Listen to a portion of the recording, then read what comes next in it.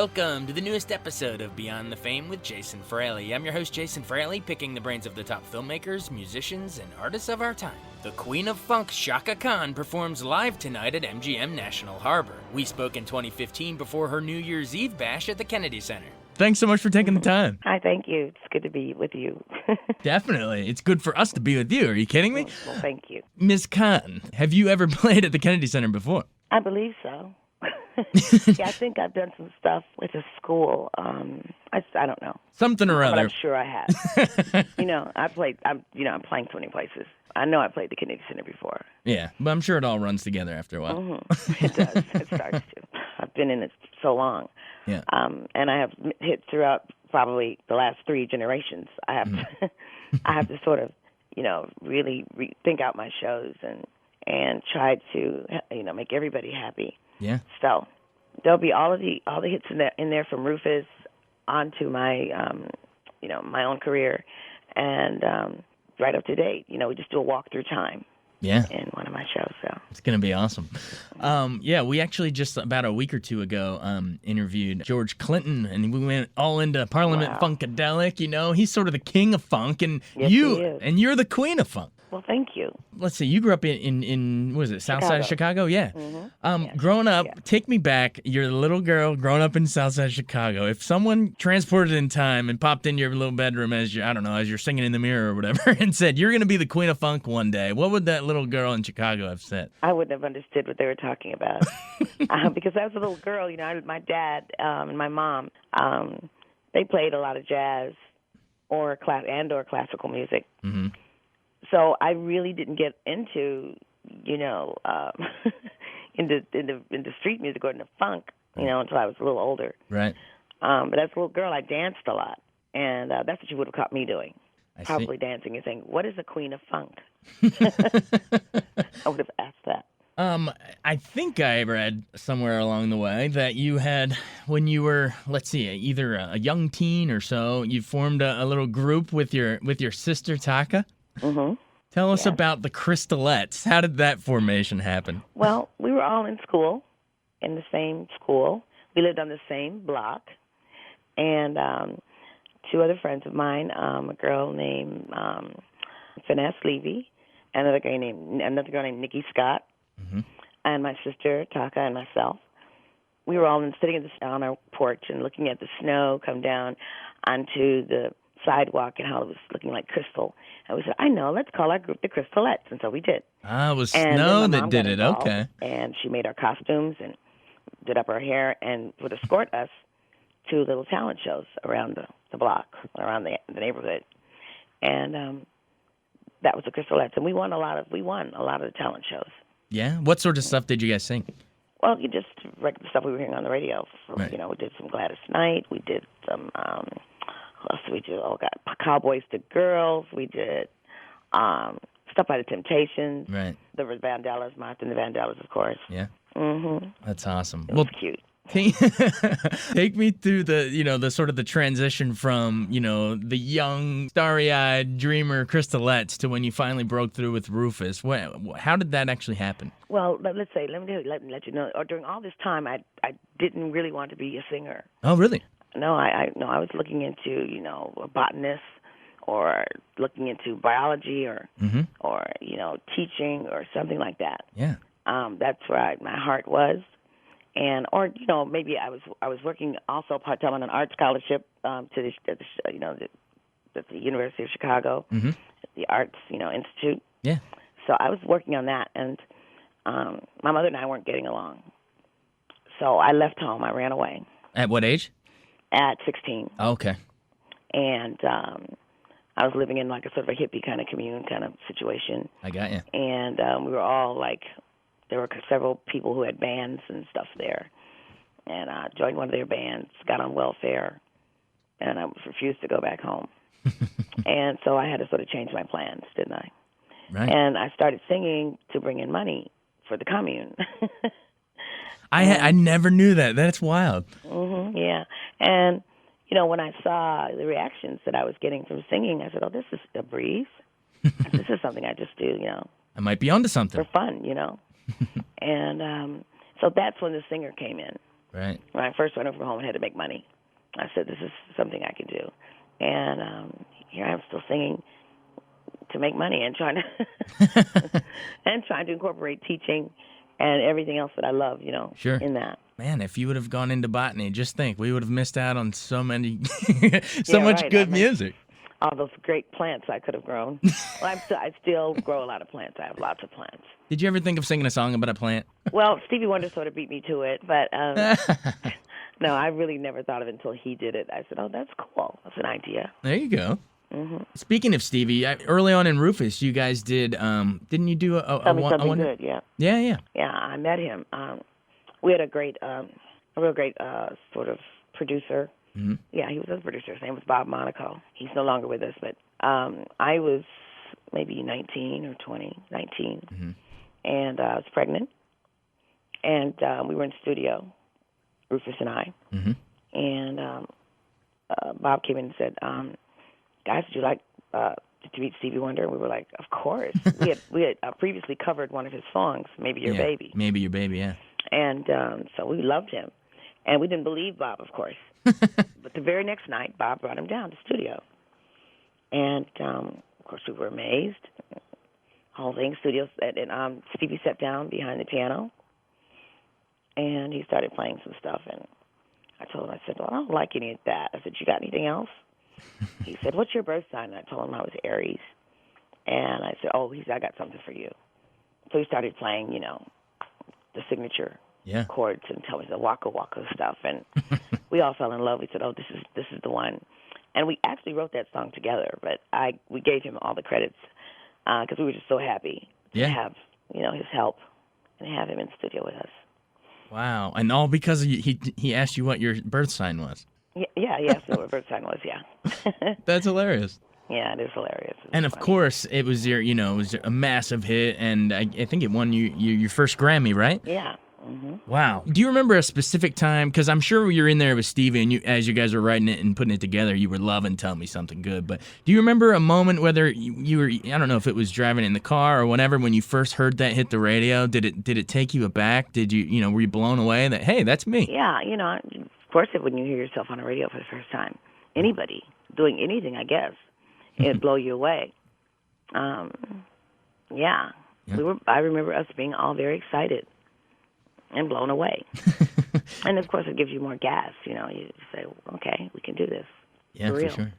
Do you remember that first Grammy experience where you're looking out at some of your fellow competition and being like, hey, I used to admire you, and now I'm beating you for this award? It's got to be wild. Well, that did happen to me. It's still happening to me. That has happened to me throughout my entire career. Yeah.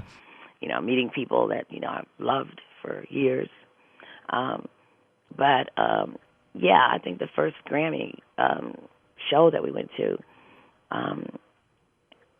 we didn't know what was going on, really. I'm sure we were just really confused. Yeah. And I, if I recall, I probably just said thank you, and grabbed the sucker and left. Probably that's. Yeah. Well, you've won 10 of those suckers over the years.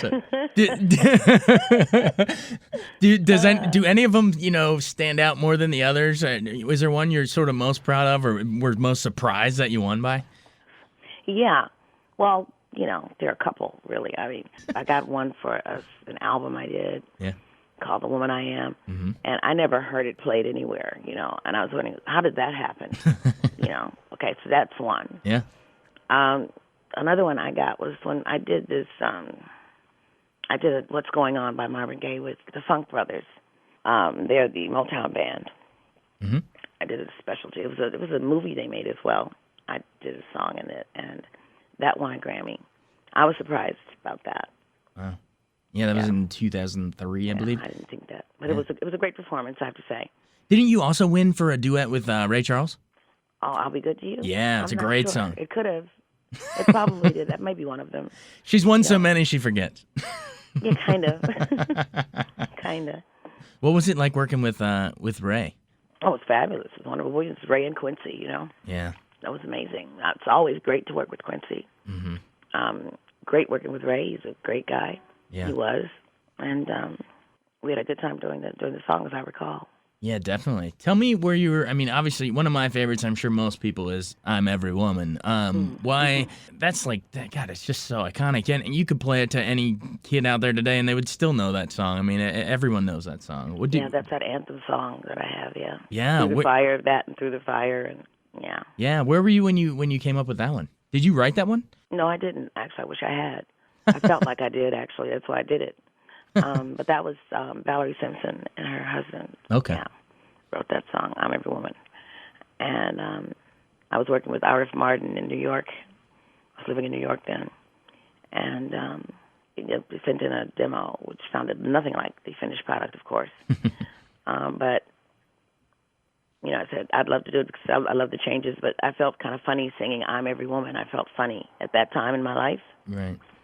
Singing I'm Every Woman, I remember feeling a little like, how dare I say that? But now I get it, you know. Yeah. I didn't get it then. Right, yeah. That is funny, you know, how you have to grow into some things sometimes that you've done. Sometimes you sing it before you even grow into it. Exactly.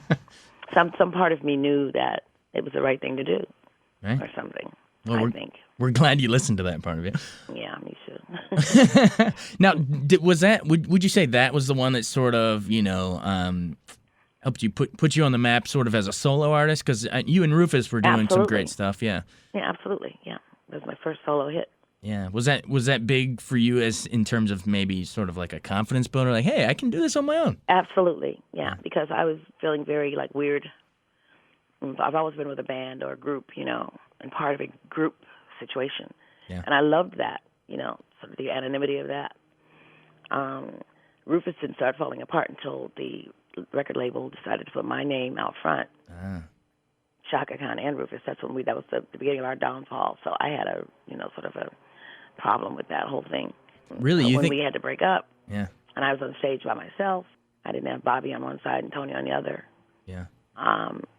You know, I felt really weird for a long time. It took me years to get used to, you know, just being a front person on my own. Now I don't think I could have it any other way. Yeah. Why do you think that was your downfall? Getting sort of top billing there. Did it start a little, well, you know, because we internal? were a band, you know. Yeah. We were Rufus. Yeah. Period. Yeah. And that was it. And we all were equal in the takes, equal in the makes, equal in everything. We were democratic. We voted on songs. Right. My votes never won, of course. But because you kept pitching plant botany songs. Yeah, there was a certain security in that. You know, I felt secure. Right. You dig? Yeah. It's not easy, you know, being up front. Yeah. But I'm Every Woman helped you break out there on your own, and that's absolutely right. Yeah. Yeah. Yeah. That was my first solo CD.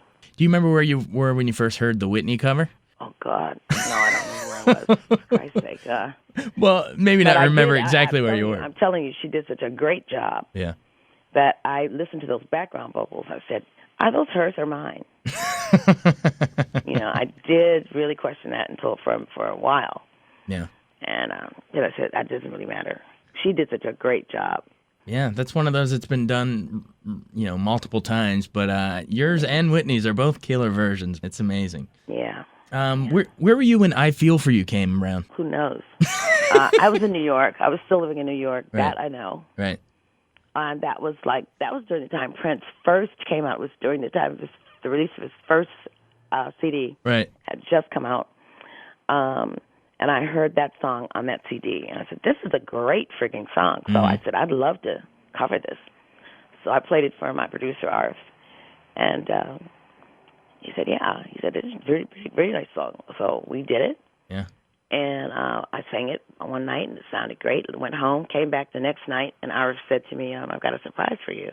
I said, so I hate surprises. So I was like, oh, what? So he played the song, and he had a rapper on it. Wow. Sang my name over and over again. Yeah, yeah. Yeah, I said, oh, my God. I said, this sounds good, but hell, he sang my name over and over again. What's going to happen? You know? Yeah, yeah. I did not like that part. But he said, don't worry, my dear. Just forget about it. It's going to be a hit. And he was right. And so he was right. I have no way of picking the hits. I don't know how to do that. So. Well, if anyone knew that secret, then, you know, everyone would be rich. You know, sometimes, yeah. Everybody would have hits, yeah. Amen. Did Prince give you any good feedback on your version of it? Absolutely. Yeah. I was in San Francisco. I don't know what I was doing up there, but he was up there too, recording. I didn't know that, but I get this phone call. It's like he's like the Secret Service, you know? Yeah, I for get sure. a phone call, and he's talking to me, but he was talking like Sly. Now, Sly and I were very good friends, you know, at that time. Mm-hmm. And he was talking exactly like Sly. And he said, I'm in the studio. Why don't you come down? So I thought I was going down to the studio to see Sly. So I took my car, ran down there to see him. And in this whole studio, it was empty except for one booth. You know, there was this little short guy in there with a guitar. So I said, well, where's Sly? And then he came out. He said, I'm the one that called you. That's hilarious. So he tricked me. So I was a little pissed, you know. Yeah. But, you know, I started talking to him, got to know him. And that's when I first met him. And, you know, I got in my car and came back. But we've been friends ever since.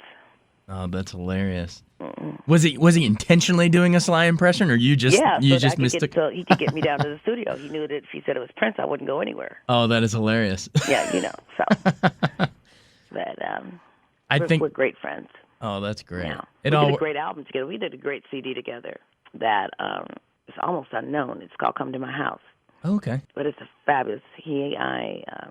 I wrote all the stuff on it. We both wrote the stuff together, and it's amazing. That's fantastic. Well, we know you're a busy woman, so and we could talk about everything forever, but we'll talk another time. We'll do it again. Exactly. We'll let you. Nice talking to you, really. Everybody, the one and only Chaka Khan, almost botanist, queen of funk on WTOP. Thanks so much for taking the time. Thank you, Jason. Take care. Thanks so much for joining us on Beyond the Fame with Jason Fraley. Remember to hit the subscribe button and give us a 5-star rating if you like what you hear. We'll see you next time.